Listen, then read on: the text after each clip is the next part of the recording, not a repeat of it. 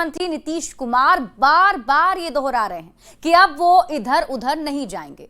महागठबंधन में जाकर उनसे बड़ी भूल हो गई, महागठबंधन में जाके उन्होंने गड़बड़ कर दी। अब इसे लेकर सियासत शुरू हो गई है कि आखिर ऐसी क्या वजह है कि सीएम नीतीश कुमार को बार बार ये दोहराना पड़ रहा है कि वो अब एनडीए छोड़ने वाले नहीं हैं। बीच में इधर उधर एक दो जगह कुछ हुआ, लेकिन कभी हम लोग इधर उधर कहीं नहीं जाएंगे। मौका था खेलो इंडिया यूथ गेम्स के उद्घाटन का। सीएम नीतीश जब कार्यक्रम का उद्घाटन करने मंच पर पहुंचे तो फिर एक बार उन्होंने अपने पुराने बयान को दोहराया और कहा वे अब इधर उधर नहीं जाने वाले। बीच में इधर उधर एक दो जगह कुछ हुआ, लेकिन कभी हम लोग इधर उधर कहीं नहीं जाएंगे। हम लोग यही रहेंगे साथ में, जो शुरू से थे। हमको बनाए कौन? वही ना बनाए, श्रद्धेय अटल बिहारी वाजपेयी जी, वही हमको बनाए थे।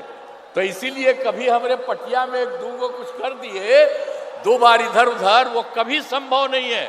हम लोगों के साथ जो पुराना रिश्ता है, उसी के साथ सब दिन हम लोग रहने वाले हैं। और इसके लिए जो ये सब बात हो रही है, इतनी खुशी हुई है, इतना अच्छा लगा है कि हम यहाँ पर आ रहे हैं। 2024 में एनडीए में वापसी के बाद से सीएम नीतीश कुमार लगातार इस बात को दोहरा रहे हैं कि अब वो इधर उधर नहीं जाने वाले। इसे लेकर अब सियासत भी शुरू हो गई। आरजेडी सवाल उठा रहा है कि आखिर सीएम को बार बार ये बात दोहराने की नौबत क्यों पड़ रही है। बिहार की जनता को विश्वास ही नहीं हो पा रहा है। अब चाहे जितना ये सफाई दे दें, अब आदरणीय मुख्यमंत्री श्री नीतीश कुमार जी की विदाई तय है। अब तो बीजेपी का भय सता रहा है, इसलिए बार बार सफाई दे रहे हैं। अब बिहार की जनता को नहीं चाहिए पलटी मार सरकार, तेजस्वी सरकार चाहिए जो करेंगे नौकरी की भरमार। दरअसल सीएम नीतीश कुमार 2 बार एनडीए के खिलाफ जाकर महागठबंधन में शामिल हुए, फिर वापस एनडीए में आ गए।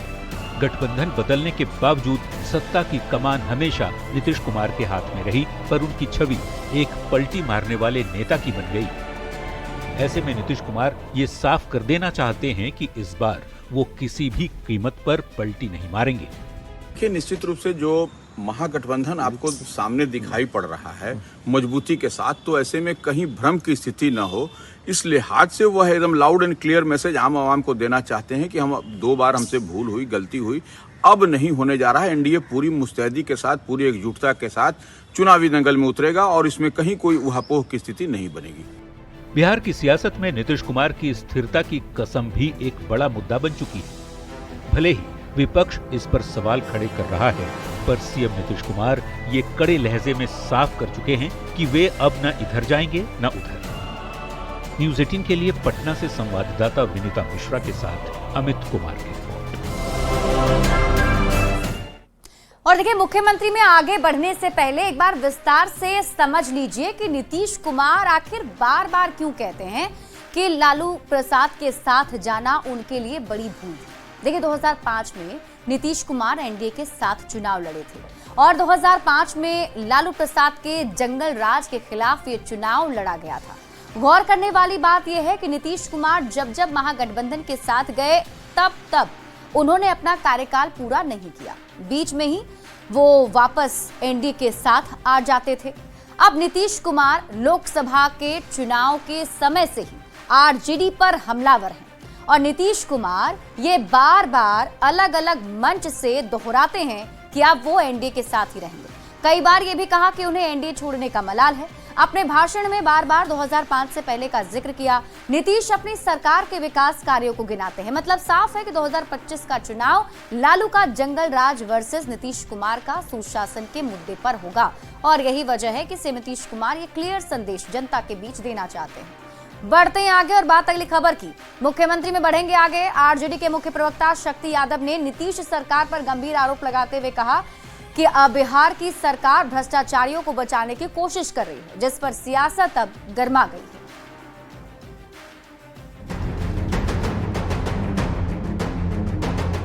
बिहार में एक बार फिर भ्रष्टाचार को लेकर सियासी माहौल गर्मा गया है।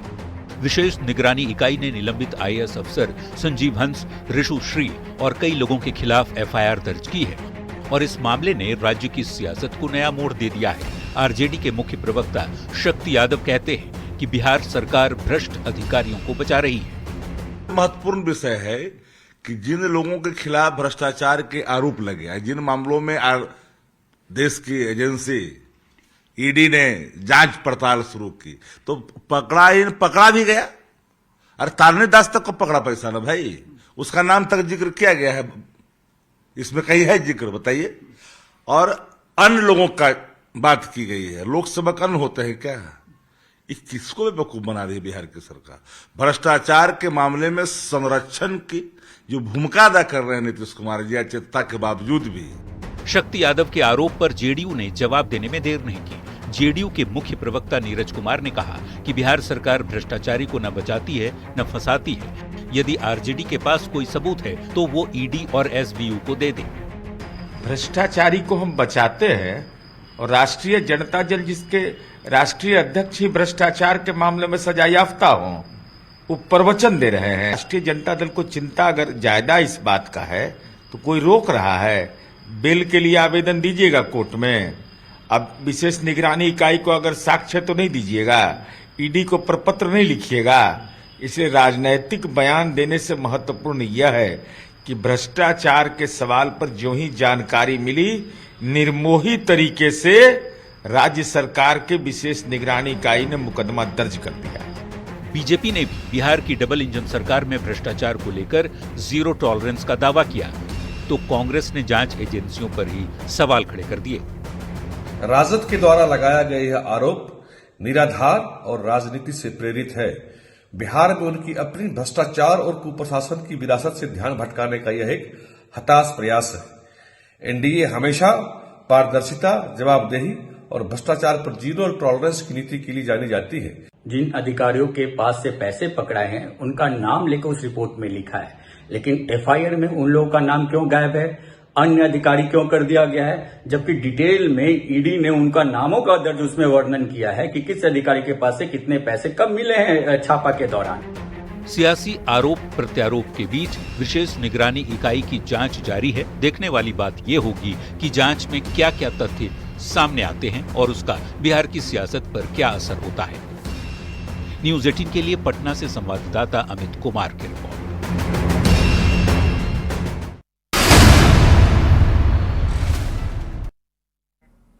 और मुख्यमंत्री में अब आपको सुनाते हैं बयान बवाली, यानी कि ऐसा बयान जिस पर सियासी बवाल मच गया है। जन सुराज के प्रमुख प्रशांत किशोर ने निशाना साधते हुए उनके विधानसभा क्षेत्र को सबसे पिछड़ा बता दिया और अब इस पर सियासत शुरू हो गई है।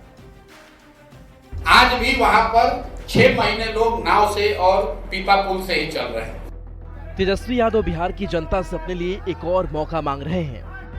तेजस्वी वादा कर रहे हैं कि वो बिहार में विकास और नौकरी की बहार लेकर आएंगे, पर जन स्वराज के संयोजक प्रशांत किशोर ने उनके विकास मॉडल पर ही सवाल खड़ा कर दिया। पीके ने कहा कि देश के किसी भी सीएम और डिप्टी सीएम के क्षेत्र की तुलना में सबसे पिछड़ा क्षेत्र राघोपुर है। राघोपुर जहां से कि मुख्यमंत्री उप मुख्यमंत्री आज वर्षों से बनते आ रहे हैं, आज भी वहां पर 6 महीने लोग नाव से और पीपा पुल से ही चल रहे हैं। और ये लोगों का दुर्भाग्य है, बिहार के का दुर्भाग्य है कि ऐसे क्षेत्र में लोग जहां अपने बच्चे अपने परिवार का कष्ट भूलकर फिर चुनाव होगा तो उसी जाति के नाम पर वोट दे देते हैं।